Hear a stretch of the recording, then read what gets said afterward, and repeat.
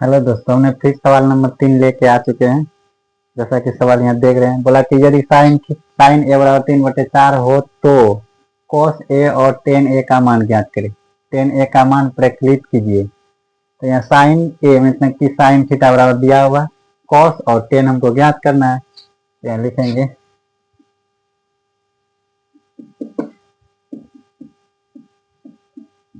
यह है कि क्या साइन ए बराबर में कितना 3/4, यानी कि साइन ए का फॉर्मूला क्या होता है। साइन ए का फॉर्मूला होता है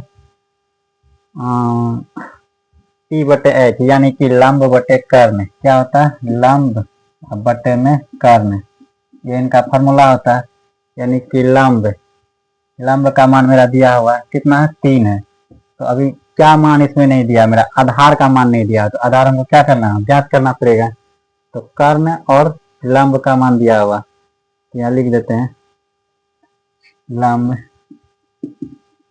बराबर कितना दिया हुआ? 3, तथा कर्ण बराबर कितना है? 4 दिया हुआ है।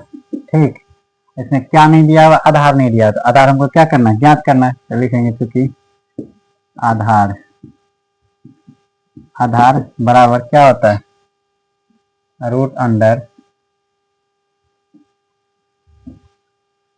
क्या होता है? कर्ण का स्क्वायर और माइनस में लंब का स्क्वायर। कर्ण का स्क्वायर और माइनस में लंब का स्क्वायर। तो यहाँ मेरा कर्ण का वैल्यू दिया हुआ, कितना दिया हुआ? 4 का स्क्वायर और माइनस 3 का स्क्वायर। 4 का स्क्वायर कितना आ गया? 16 और माइनस कितना हो गया? 3 तिहाई 9। 3 का स्क्वायर कितना हो गया? 9। अगर हम 16 में 9 घटाते हैं कितना होता है? √7। √7 होता है कितना सेंटीमीटर। ठीक, अब हमको कर्ण भी पता चल गया, लंब भी पता चल गया और आधार भी पता चल गया। तीनों पता चल गया तो हम आसानी से क्या निकाल सकते हैं? कॉस और टेन निकाल सकते हैं।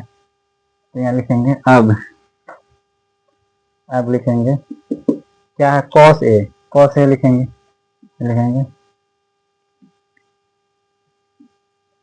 कॉस थीटा बराबर फॉर्मूला क्या होता है?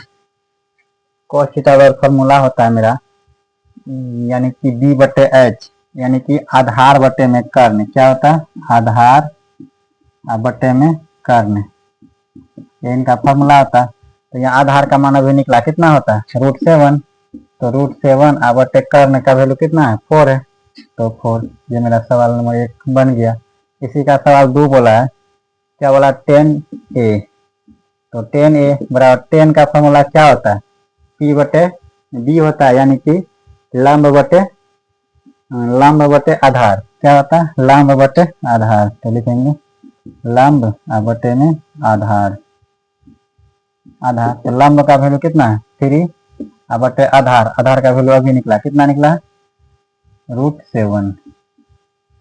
तो ये हो गया इनका आंसर। तो सवाल नंबर 3 बहुत छोटा सवाल था, ये भी बन गया। अब सवाल नंबर 4 उसको भी देखते हैं।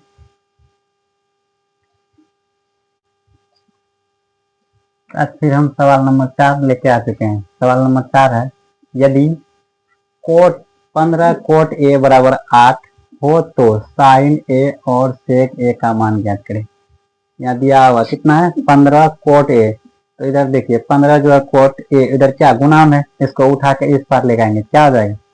भागाम बदल जाएगा। तो इसको बनाएंगे, लिखेंगे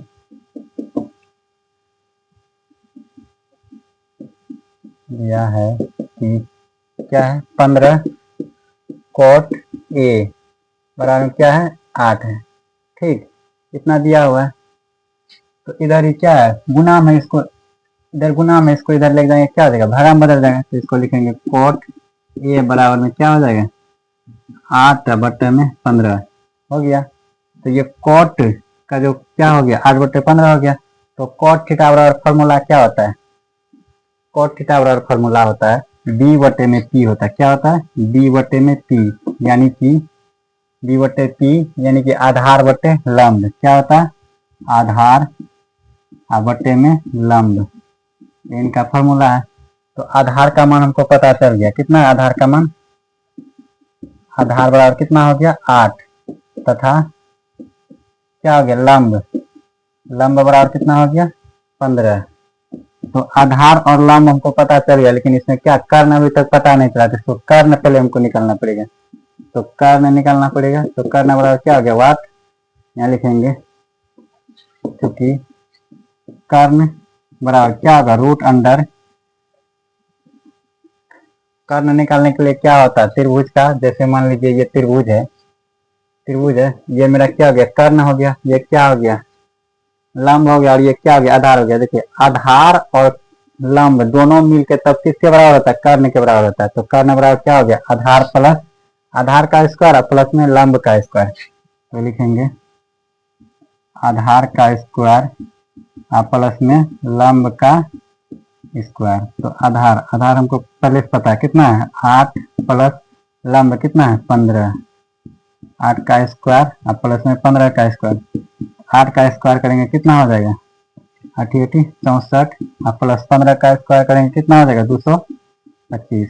अगर हम इसको जोड़ते हैं कितना हो जाएगा 9, ये हो जाएगा 8 और ये जगह 289 हो गया। ये 289 है ये किसका वर्गमूल है, इसका वर्गमूल निकालने पड़ेगा।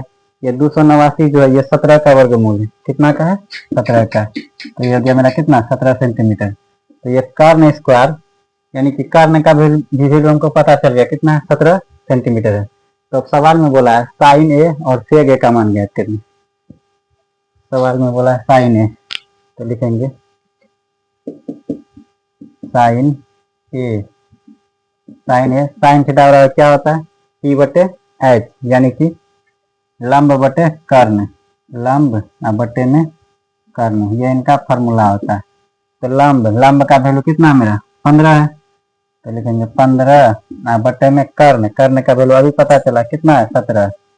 तो ये हो गया कर्ण 17 सेंटीमीटर, ये हो गया आंसर।